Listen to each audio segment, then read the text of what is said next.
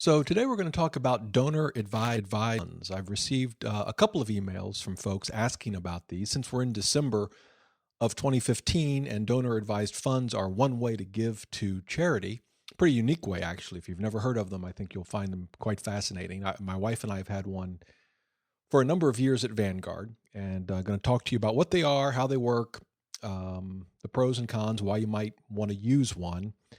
I've been fighting a cold and maybe even a flu the last few days, so hopefully my voice is not too rough today. And if I'm going to call for something, I'll try to hit the pause button. By the way, if you're new to the show, my name is Rob Berger. I'm the guy behind the mic. I'm also the founder of DoughRoller.net, and welcome. So we're going to get started. I've got also, when I get done with the main topic, I've got a number of emails I'm going to read and respond to that I've received from folks, including one that actually came up in the Facebook group that we started a couple of weeks ago regarding a lawsuit filed against Vanguard that in theory could result in Vanguard having to significantly raise the fees it charges investors. I don't believe that will happen, and I'll tell you why. But that's coming towards the end of the show. Actually, the last item on today's agenda, we're going to look at that lawsuit, and I'll at least give you my 2 cents on what's going on. That actually came up, as I mentioned, in the Facebook group, and I've been thrilled. We've got about 200 members, a lot of activity. You know, when people ask questions, I'm just thrilled to see other people immediately come in and answer questions and provide information, link to resources, and that's exactly what I'd hoped would happen. If you haven't joined, easy to do. Just go to DoughRoller.net/Facebook group. One word, Facebook group.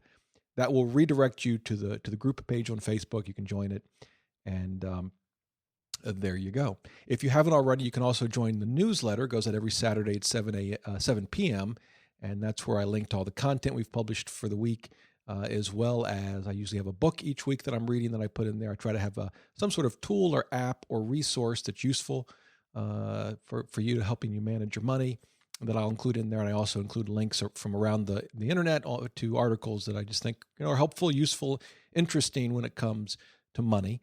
That's a free newsletter. Again, Saturday at 7 p.m. Just go to DoughRoller.net/newsletter for that. And if you want to support the show, DoughRoller.net/support. A big heartfelt thanks to everyone who has done that in the past. Okay. On to donor-advised funds. So what in the world is a donor-advised fund? Well, the idea is really pretty simple. Normally when you think about giving to charity, you write a check, you send it in, whether it's to your church or your synagogue or maybe your alma mater, or maybe you have a passion for medical research in some area that you give to. Or one of the things that my wife and I give a lot to are different charities that help children and young adults who have just for all kinds of different reasons, had a rough start to life. That's probably where my passion is in terms of our giving, and my wife's as well. So we've given to a number of charities, and I tell you, some of the stories are just heartbreaking. But we really try to get involved, at least from a knowledge perspective. We're not, we try to understand the charities we're giving to, and how they're impacting the lives of young men and women and children. And we've been to visit a lot of these charities. And there are some of their locations. And, we've had family members go through some of these programs that we've given to. So, it's really been a blessing for us to help support these organizations. And so normally, what do? You write a check, you send it in. So why do we need to complicate this? Well, you don't. You can keep writing a check and sending it into the charity that means the most to you. But there are some advantages. So what is a donor advised fund? Well, it's a separate fund. You can almost think of it like a brokerage account or an IRA, if you will. There's no, I don't want to get into retirement stuff, but, it's a separate account. And I'll mention a lot of places a number of places where you can open them. Ours is at Vanguard. So let me just talk about Vanguard. You open up a separate account at Vanguard, and it's a donor advised fund, and you can contribute money to this fund. You can contribute cash. You can contribute stock, which I'm going to talk about in a minute. You can contribute shares of mutual funds, whether they're Vanguard funds or any other mutual fund or ETF. And you put all this money and securities and other assets into this fund. And so here's the deal. Once you do that, you immediately get a tax deduction. So if you were going to transfer cash or securities to a donor-advised fund. Let's say now I'm recording this on December 9th, 2015. I could, put in whatever, we'll say $5,000 into one of these funds. And it's a contribution. I get the deduction in 2015, assuming I'm itemizing my deductions. And that's true even if the money stays in that fund for the rest of this year and doesn't go to an actual charity until next year or even the year after. So you put it in the fund and you get an immediate tax deduction. But you don't have to actually pick the charities you want the money to go to right away. You can sit there. And in fact, you can even invest the money, in the case of Vanguard, through Vanguard mutual funds while it's sitting there. So it's not just sitting in a bank account doing nothing.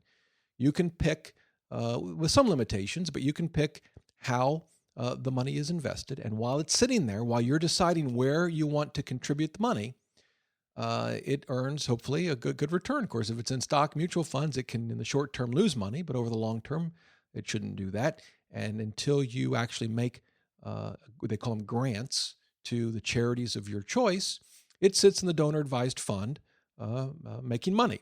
Now, I mentioned as soon as you make that contribution to the donor-advised fund, you get the tax deduction, right? Well, that comes at a cost, if you will.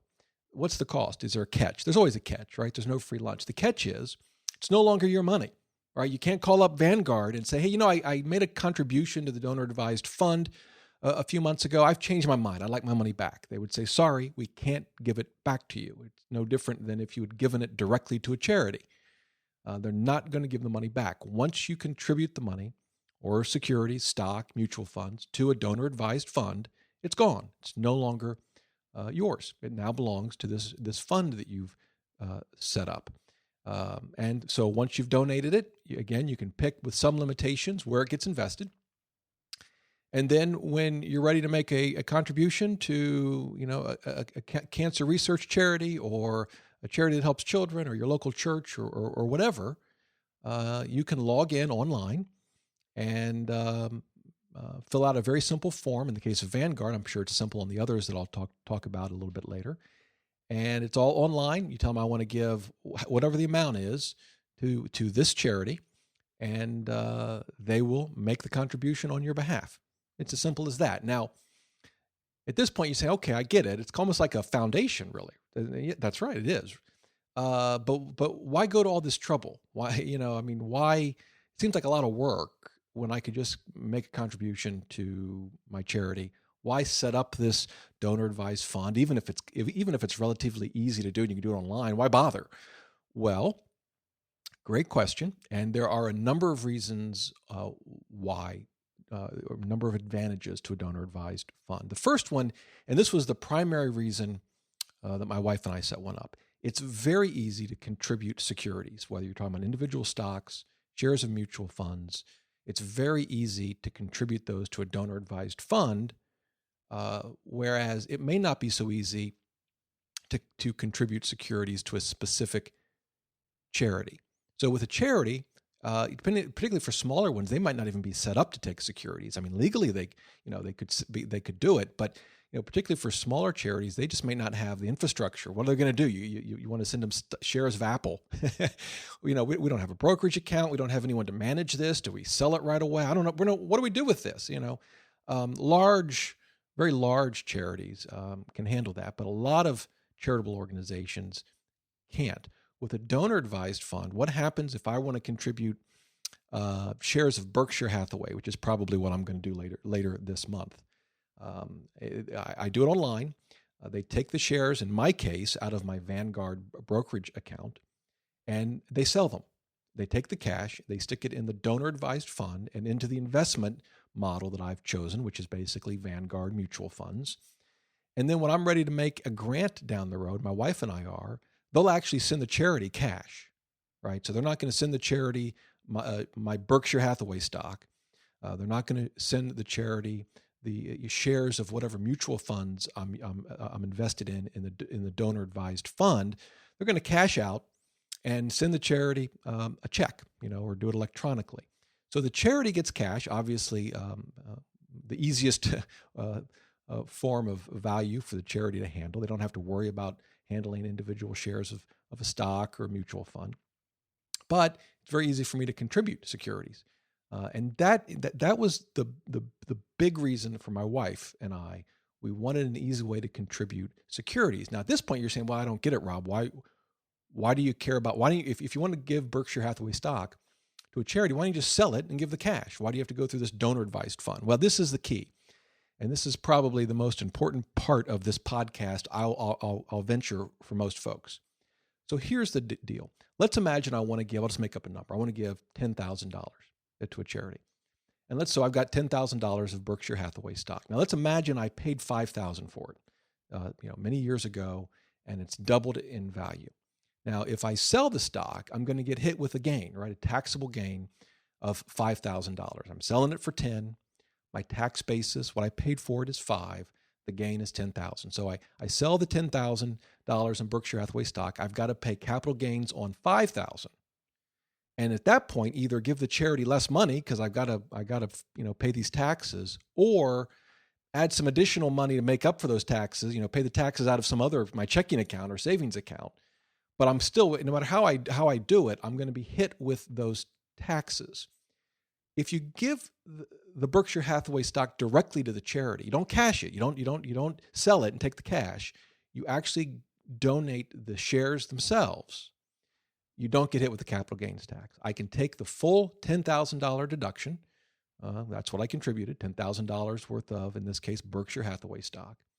I don't have to pay taxes on the $5,000 in gains because I never realized it. I never sold it and took possession of the money. I gave shares directly to the charity, or in this case, directly to the donor-advised fund. So as soon as I send $10,000 worth of Berkshire Hathaway stock over to the donor-advised fund, I get credit for the charitable contribution immediately, and I don't have to pay any tax on any gains that I may have otherwise had if I just sold the stock. And that's true whether I'm contributing, again, Berkshire Hathaway stock, shares of a mutual fund, shares of an ETF.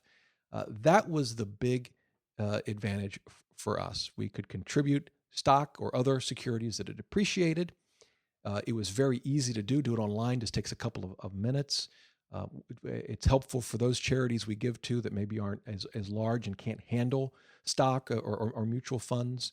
It's kind of a win-win-win situation. And that is by far and away, I think, probably the biggest reason that folks start donor-advised funds. A very easy way to give securities. And by the way, if I want to, and in fact, this is what I'm going to do this year, I'm probably going to donate Berkshire Hathaway stock. The way I pick that, by the way, in some years I've given mutual fund shares, but it's all out of my taxable account, right? And I look at the assets that have the biggest gains. And in this case, I'm pretty sure it's going to be Berkshire Hathaway stock. And what I'll do is I'll give to the donor advised fund the amount that we're going to contribute to charity this year. And then I'm going to take cash that I have and buy back the Berkshire Hathaway stock, right? So again, I could have just given cash and held on to my stock. But by giving the stock and then taking the cash and investing back into Berkshire Hathaway, my tax basis is going to be higher. And I hope that makes sense. Let's use our $10,000 example. Again, I've got $10,000 in Berkshire Hathaway stock with a tax basis of $5,000, and I want to give $10,000 to a charity. I could just give the $10,000 in cash and not sell the stock. So I've not realized a gain, right? It's still sitting there. I've just given cash. However, if I give the stock, don't have to pay the capital gains. We've already established that. I get the $10,000 deduction. Then I take the cash and I buy back the stock. Now, I still own the same $10,000 of Berkshire Hathaway stock, but now my tax basis is $10,000. It's not $5,000. I've increased my tax basis, and that'll help me even if I hold the stock for decades down the road. I've increased my tax basis. That's $5,000 in capital gains that I'll never have to pay. Now, some of you might be thinking, wait a minute. I think there's some sort of wash sale rule somewhere, and then doesn't that trip you up? You have to wait 30 days. Well, remember, that only applies if you sell at a loss, right? Not if you sell at a gain. I suspect, although I haven't actually looked at this, it doesn't apply at all when you transfer shares to a donor-advised fund. The reason I haven't looked at that, though, to confirm it is you would only want to contribute shares. I shouldn't say only. I would think 99% of the time, you would only want to contribute securities that have gone up in value. And the wash sale rule only applies when you sell securities at a loss, right? The idea is to prevent folks from doing transactions that are purely motivated by the tax advantages. Well, if you sell at a gain, there's no tax advantages, right? You're going to pay taxes on the gain. So it only applies when you sell for a loss. Here, I'm giving stock that's appreciated. I don't have to worry about the loss, the wash sale rule. By the way, if you had stock that was sitting at a loss, let's say I paid $10,000 for the Berkshire Hathaway stock, and it's now worth $5,000. That's not good, right? Well, if I wanted to give that $5,000, I wouldn't donate the stock, right? I'd sell it. That way, I'd get the benefit of that $5,000 capital loss that I could use for my taxes, and then I just give the $5,000. So you would never want to donate stock that had gone down in value below your tax basis to a donor-advised fund. I mean, maybe I shouldn't say never. Maybe there's some scenario where someone might do that, but from a tax perspective, that wouldn't make any sense. And by the way, if you think it's crazy to think that Berkshire Hathaway stock could go from $10,000 to $5,000, I read recently that in the history of Berkshire Hathaway, since Warren Buffett has taken over, I think it's 3 times. I may have this wrong, but I'm pretty sure it's 3 times. It's lost at least half its value when stock markets have gone down. Isn't that amazing? Berkshire Hathaway, one of the greatest investments ever. You know, it's easy to say, well, if I'd held on to it for 40 years, look how much money I have. Yeah, but you'd have had to hold on to it while it lost its 50% or more of its value on 3 different occasions. Anyway, just a fun fact. So back to our donor-advised funds. The pros, number one, very easy to contribute appreciated securities, and there's great tax advantages for doing so. I think that's the biggest reason, certainly for us, I think for a lot of people. Now, but there are other advantages. The second one is, I mentioned, you get the deduction now when you make the donation to the donor-advised fund, even if you make grants to charities, down the road. Now, that may not be important to some people, but it can be very helpful, particularly if you're getting to the end of the year and you want to make your contribution for tax purposes, but you're not quite sure where you want the money to go. That might be one scenario. My wife and I have had that before, where we're going to, we want to contribute X dollars, but we're not quite sure where we want it to go at the moment.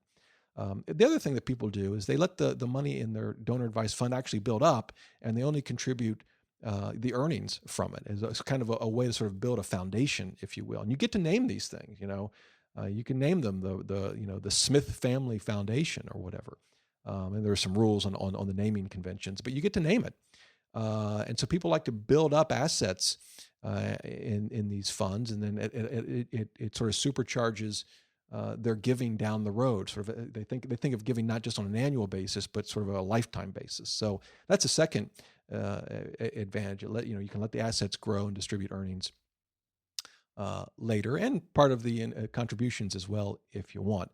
A third advantage for some, this doesn't so much apply to us, but I guess it might in some cases, but you can give anonymously. And that can be very important in some cases. You may want to donate to a charity, and you might not want folks to know where it came from.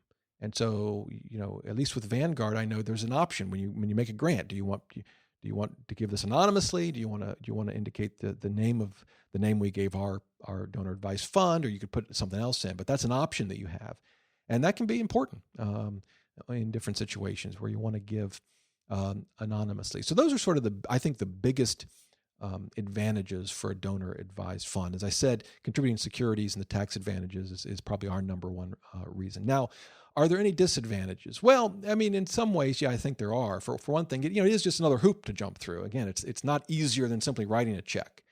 It's another account to deal with and to think about. I don't see that as a major disadvantage, but our lives are complicated enough. It's just another thing, and sometimes in our crazy lives, one more thing is just too much. So that's one potential drawback. The second one, though, more important, I think, is that there are fees involved. And I'm going to cover three places in a minute where you can open donor-advised funds, but they all have fees, and we'll look at those. But they come out of the money you contribute, so it's not as if you get billed for it. But there are fees, and we, around here we take our fees very seriously, and so that's something to keep in mind. The other thing is minimums to open these accounts are generally pretty high. Again, we're going to look at that, but you can't open up that I've ever seen a donor advised fund and start with $100.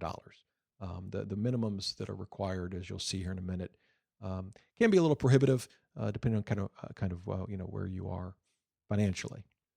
So with that, let me just mention three places you can open up donor advised funds that I'm aware of, and just a little info about each one. And they are Fidelity, Vanguard, and Schwab. Those are the three that I think come up most frequently that I have seen. Now, again, they all have minimums to open. Fidelity and Schwab, the minimum is $5,000. So you have to start out with $5,000, whether it's cash, again, appreciated securities, what have you. The minimum is $5,000. Vanguard's is actually a little bit more. Excuse me. It's $25,000 to open up at Vanguard. So that's can be a pretty tall hurdle, but those are the minimums to get started.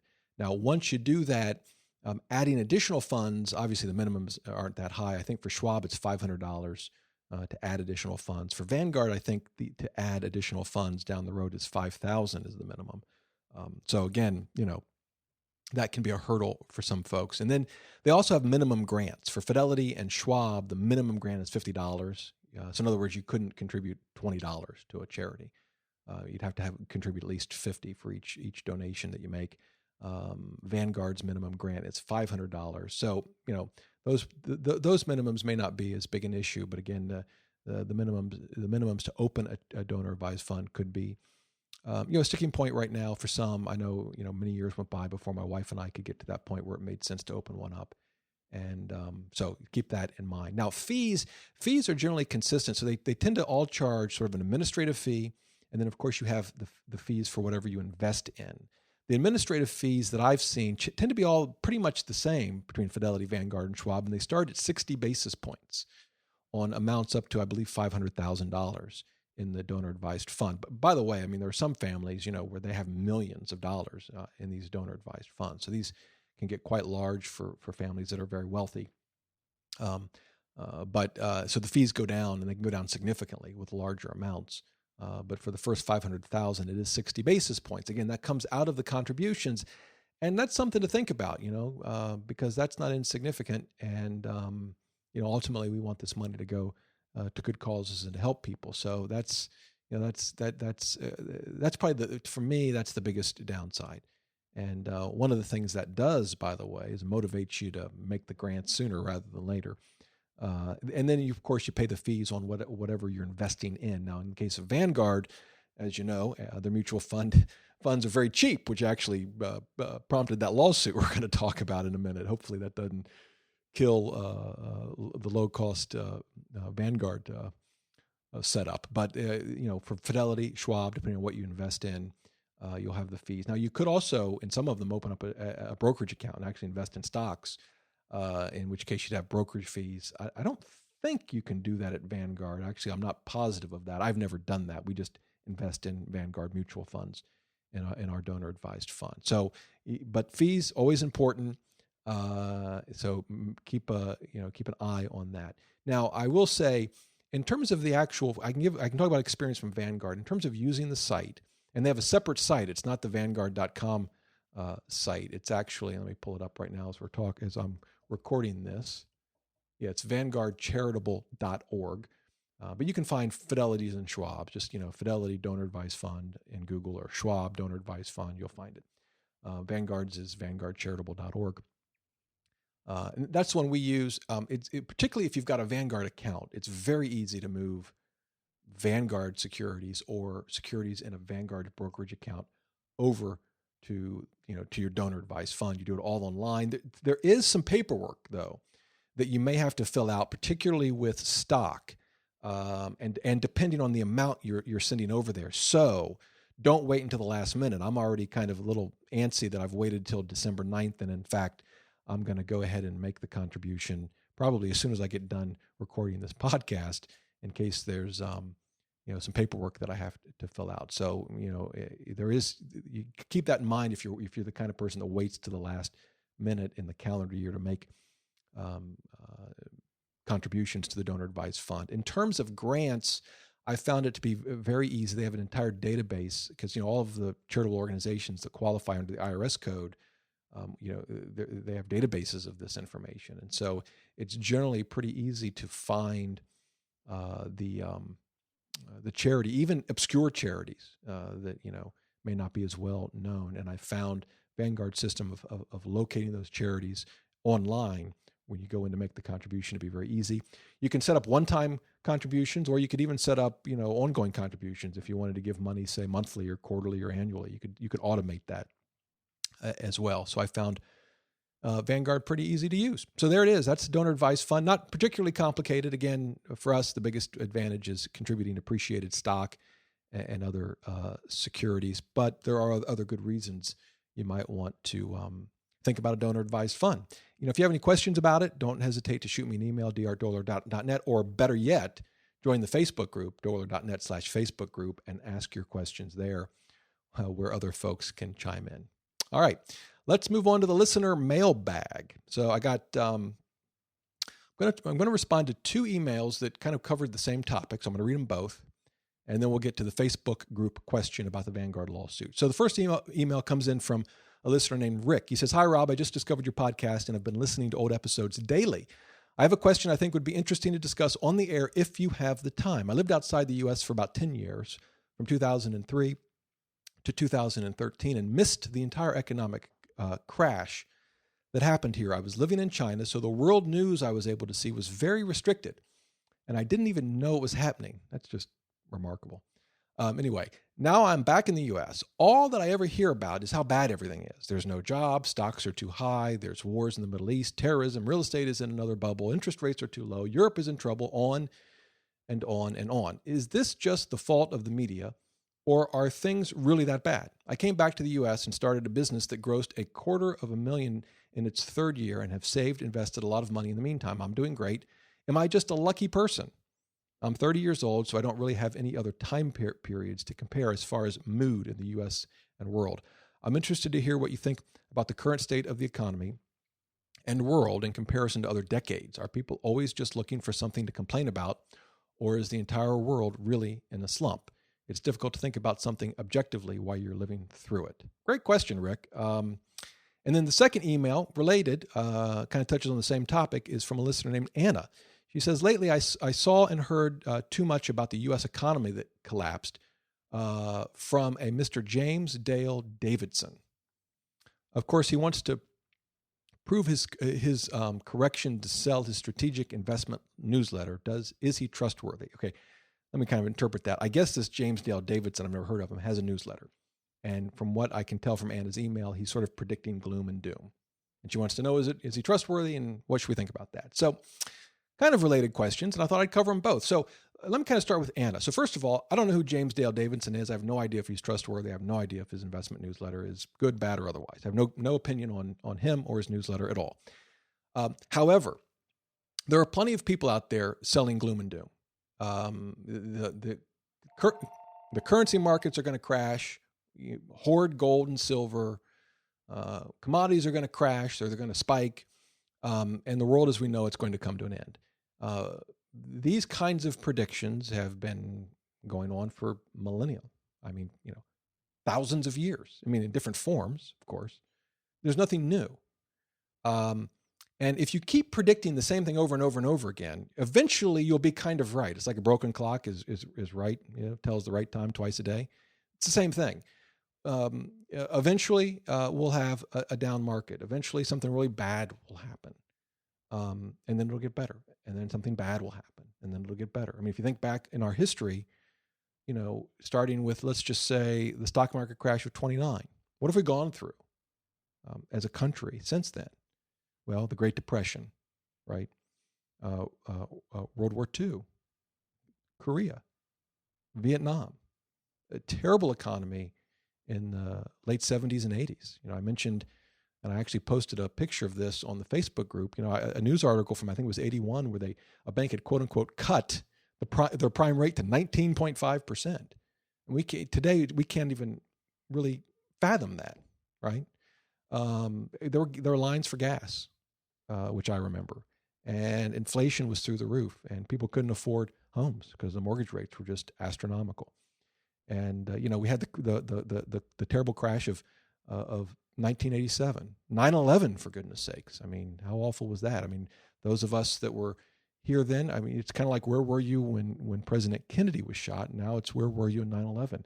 And I'm sure you, like me, I have a vivid memory of exactly where I was. Exactly.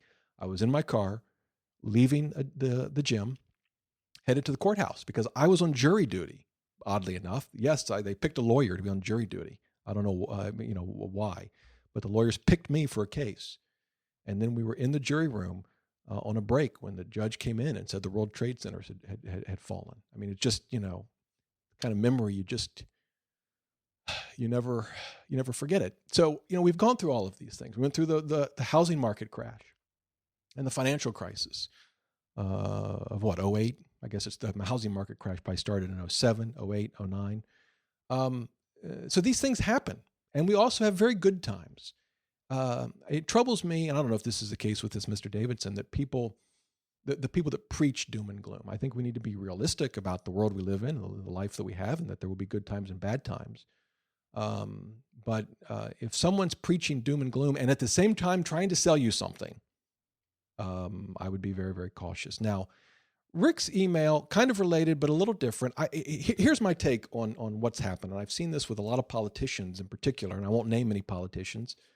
We went through a very difficult time. And when we've come out of it, it's kind of interesting that the recovery has not been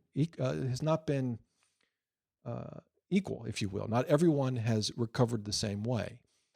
The housing market was very, very slow to recover. And in many areas, it hasn't recovered, even today. I think where we live, maybe we're back to 05 levels, but barely. In other areas, it's recovered more, but it hasn't, it hasn't recovered as well.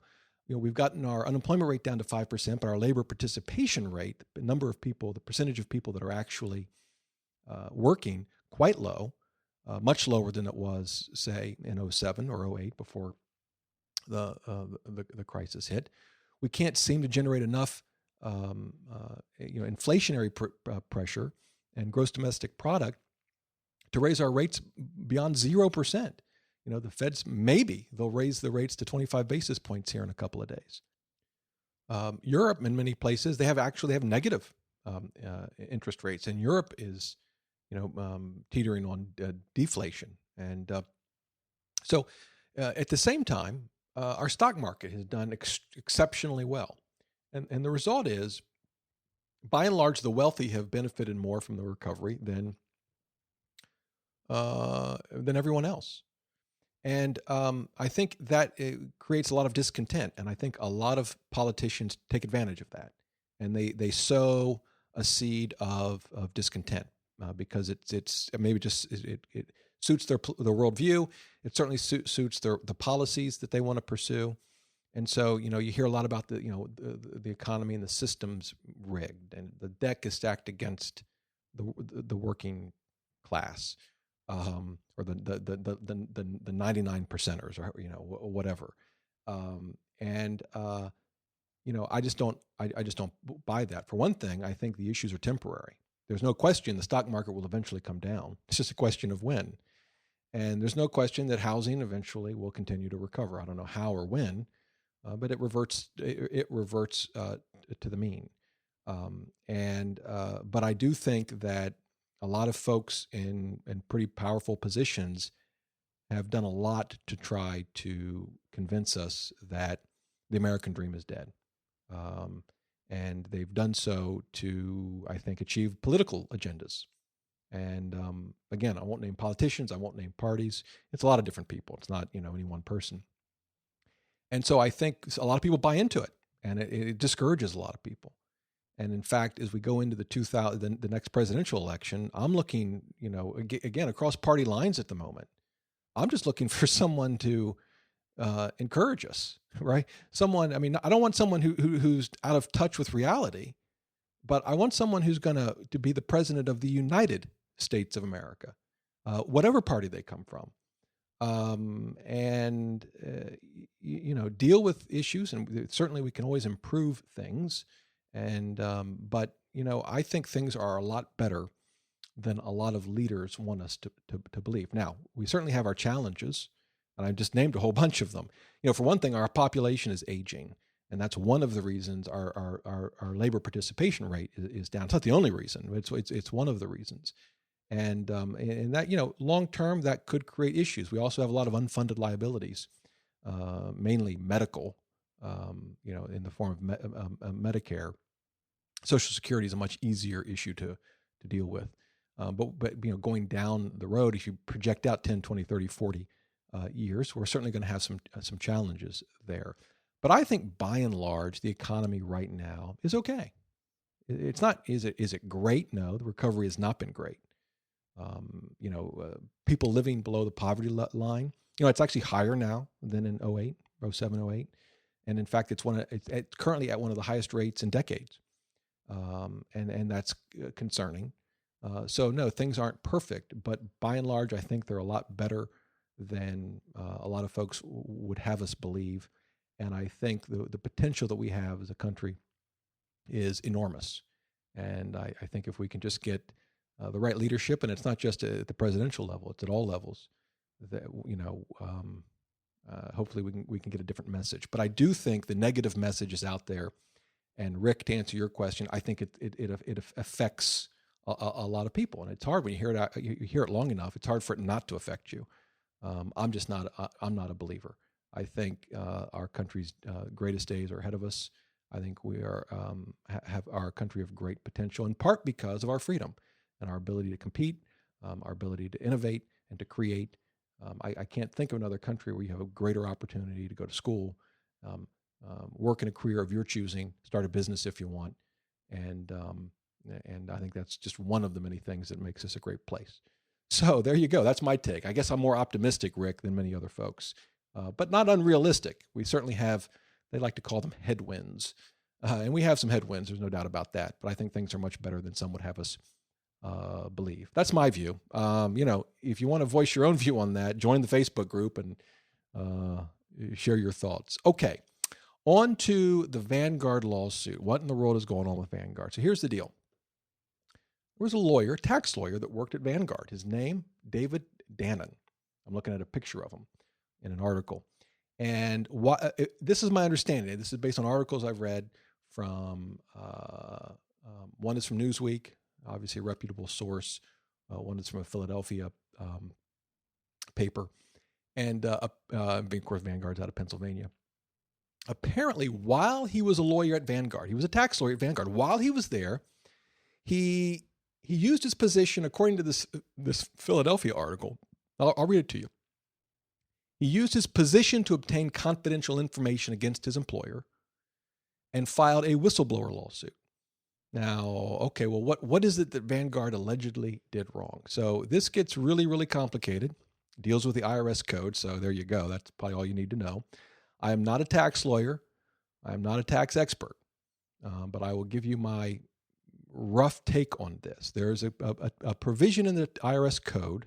I think it's 482. Now I'm having trouble finding it, but it doesn't really matter. Yeah, it is 482, Section 482, which basically says a company is not allowed to offer services internally. A company to basically selling the stuff to itself, if you will. You are not allowed to offer services internally at cost, right? You have to sort of charge, if you will, an arm's length amount, what you would sell to a third party, okay? Now, you might be scratching your head and say, well, why does the IRS care about intercompany, or it could be intra-company sales or transactions? What do they care if Microsoft sells its software to another Microsoft division at cost? Why do they care? What's the deal? Well, apparently companies could, in theory, use that to sell to another division or operating entity, say in the Cayman Islands, where there's no tax, and through some complicated sales structure, avoid some amount of tax. And so the idea behind Section 482 was to avoid those shenanigans. Now, there are a lot of exceptions to this rule because, the IRS recognized that there are a lot of times when this sort of thing is perfectly appropriate. They're just trying to stop folks from effectively avoiding taxes through shenanigans. I like that word, shenanigans. So that's what Section 482 was all about. And you might be saying, okay, well, I kind of get that, but what in the world does that have to do with Vanguard? I mean, that didn't make any sense at all. Well, apparently you can read Section 482 to say that it does implicate Vanguard because Vanguard, folks that invest in Vanguard, as I understand it, are technically shareholders. And it's not a nonprofit company; it's a for-profit company. But what it does is it charges fees to the shareholders, to the folks that invest in their mutual funds and ETFs, such that the company will break even. So that's how Vanguard has rock bottom costs for its mutual funds. It never wants to make a profit, so it has to charge fees. Obviously, it costs money to run Vanguard. They do manage $3 trillion in assets. That costs some money, but because they're not making a profit, they can keep their costs lower, right? Well, what the lawsuit that this whistleblower filed said, yeah, you can't do that. Yeah, effectively, one might think of it this way. Yeah, was 482 ever meant to apply in this situation? Nah, but a technical reading of it could implicate Vanguard and require Vanguard to pay. Are you ready? This is just a number I read. $35 billion, the B, in taxes. Now you might say, well, I don't get it. This is a tax lawyer for Vanguard filed this lawsuit, this hyper-technical at best lawsuit. Yeah. Why would he do that? Always follow the money. Depending on, there's state lawsuits, there's federal lawsuits, potentially. Depending on where he is, he can recover 10 to 15% of the taxes that Vanguard ultimately has to pay. 10 to 15% on $35 billion is a lot of money. So you're saying, well, he's just in it for the money. Well, I don't know him, so I don't know what his motivations are. But I suspect that's what it is, because what else would it be? Now, what's interesting is a New York court said, nah, I'm throwing your case out. I'm not ruling on whether they have to pay taxes. And if the New York tax folks want to go after Vanguard, that's up to them. But Mr. Dannon, I'm throwing your lawsuit out. Why? Because you were a lawyer for Vanguard. You had ethical obligations to your client. And here's what they said. His state whistleblower complaint filed in 2013 and made public a year later must be dismissed and cannot be refiled because he violated New York state legal ethics rules when he and his lawyers brought the suit while he was still working at Vanguard and, quote, in a position to obtain confidential information, end quote, against his employer. Good for them. They should all throw his whistleblower complaint out. I mean, I don't know if at the end Vanguard was going to run afoul of the tax code. I don't know. But I think what he did was disgusting, particularly as a lawyer. This is not someone whistleblowing because, a company is dumping chemicals in a river, or for that matter, intentionally trying to cheat the IRS. This is someone taking a tax provision that I think everyone acknowledges was never intended to apply to a situation like Vanguard, and apply it secretly while he's still working there, as I understand it, so that he can pocket some money. Well, what are you going to do? That's the story. Now, the big question is, how does that affect us? Well, the short answer is, don't know yet. One theory says that if they end up having to pay all of this money in back taxes, they will have to raise their fees on the mutual funds and ETFs, the products that they sell. So on that score, I think we're just going to have to wait and see. And if they do, then we'll reassess what's best for us, depending on what the fees are.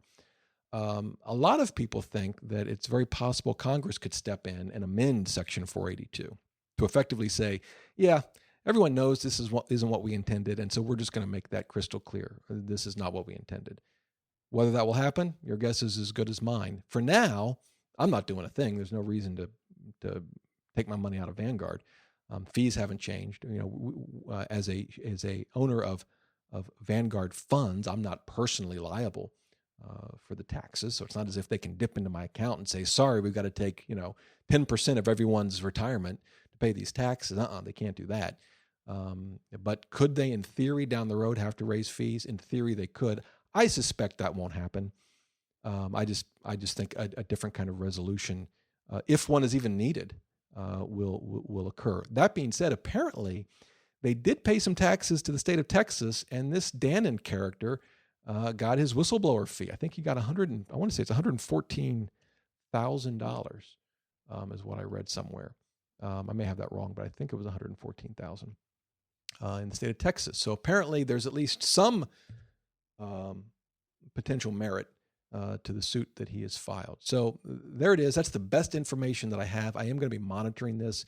if you learn anything more, please join the Facebook group and post links to the articles, because it is a story that we're all going to want to continue to keep an eye on, at least for those that use Vanguard funds. But again, I'm not doing a thing. I'm not changing a thing. There's no reason to, but it is something to keep an eye on. So there you go. Well, listen, I hope you have a great week. Now, the next podcast is number 200. As I mentioned a couple of weeks ago, what I'm going to do for podcast 200, a couple of things. One is I'm going to tell my story about how I built DoughRoller, how it became my life's work, and a business that I can run anywhere with an internet connection. It's something that I've not really talked a lot about, really, not on the podcast for sure, but not even on the blog. And actually, one of the things that I want to do in 2016 is talk a lot more about that, all with the goal of helping those who want to do the same thing succeed. So that's one of the things that I plan for 2016. But for next week's show, that's what we're going to cover. Then I'm also going to talk about some future plans for this podcast and DoughRoller as we look forward to 2016. So that's the plan for next week. Between now and then, obviously, if you have any questions, you want me to cover some topics, whatever, shoot me an email, dr@doughroller.net. Love to hear from you. And more importantly, join the Facebook group where folks are hanging out and sharing information and helping everybody make the most of their money. Hey, hope you have a great day. Until next time, remember, the best thing money can buy is financial freedom.